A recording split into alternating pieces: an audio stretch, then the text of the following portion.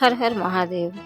आज मैं आप सभी के लिए शिव चर्चा की एक कथा लेकर आई हूँ। तो चलिए कथा शुरू करते हैं। किसी गांव में एक सास बहू रहती थी। सास बहुत ही पुजारी और बहुत ही सेवा भक्ति पूजा पाठ बहुत ही करती थी, जबकि बहू को पूजा पाठ में बिल्कुल मन नहीं लगता था। उसके पास समय ही नहीं रहता था। बहू को घर का काम से, बच्चों को संभालने से ही टाइम ही नहीं मिलता था कि वह पूजा पाठ ये सब पर ध्यान दे सके। तो एक दिन सास को किसी काम से घर से बाहर जाना पड़ा। तो उसने सोचा कि बहू को ही बोल कर जाया जाए। तो उसने बहू से कहा कि बहू, हम तो अपने मायके जा रहे हैं, तुम शिव गुरु को रोज नहलाकर और भोजन करा देना, और याद से जरूर यह काम करना।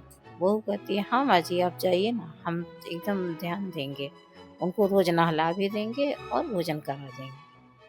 सास निश्चिंत हो जाती है और चली जाती है। 10 दिन तक सास मायके में रहती है। 10 दिन के बाद जब सास लौट कर आती है तो देखती है कि शिव गुरु का जो कमरा है, रूम है, जहाँ पे वो पूजा करती थी, वह तो वैसे ही बंद का बंद है, अंधेरा का अंधेरा है। पूछती है बहू से कि बहू, तुमने क्या शिव गुरु को रोज नहला दिया था? बहू बोलती, हाँ, हम रोज नहला देते थे, उनको भोजन भी करा देते थे। तो अच्छा, कैसे भोजन करा देती थी और कैसे नहला देती थी? मेरा कमरा तो साफ पूरा का पूरा गंदा है, बंद पड़ा हुआ है। शिव गुरु का कमरा पूरा ही गंदा है, बंद है। तुम नहला कैसे थी? भोजन कब कराई? अगर तुम ये सब करती तो वो क्या साफ नहीं रहता? बहू को बहुत गुस्सा आता है। वो बोलती है कि नहीं, हम तो रोज नहला देते थे।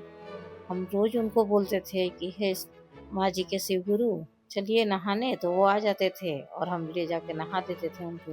फिर उनको बोलते थे कि भाई बच्चों लोग के साथ आप भी बैठ जाइए, आपको भी भोजन दे देते हैं।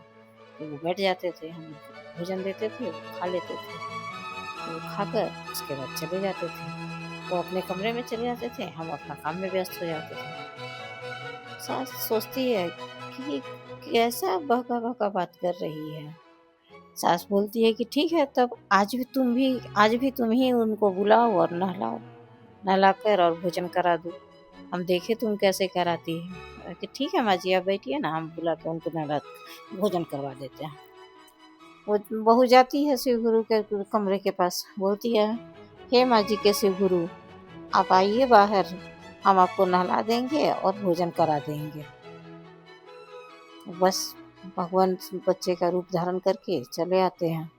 वो जाकर नहला देती है, भोजन दे देती है, भोजन कर लेते हैं और फिर जाके सो जाते हैं।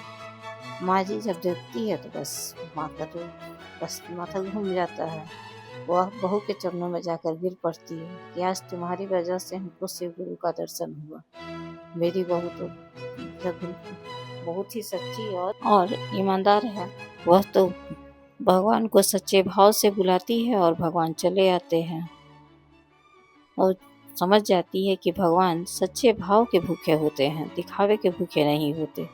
उन्हें जो सच्चे दिल से याद करता है, भगवान उसी के पास चले आते हैं। भगवान भक्त के ही बस में होते हैं। तो कैसा लगा आप लोगों को मेरा ये कहानी? अगर अच्छा लगा हो तो प्लीज़ चैनल को लाइक और सब्सक्राइब जरूर करें। धन्यवाद। हर हर महादेव।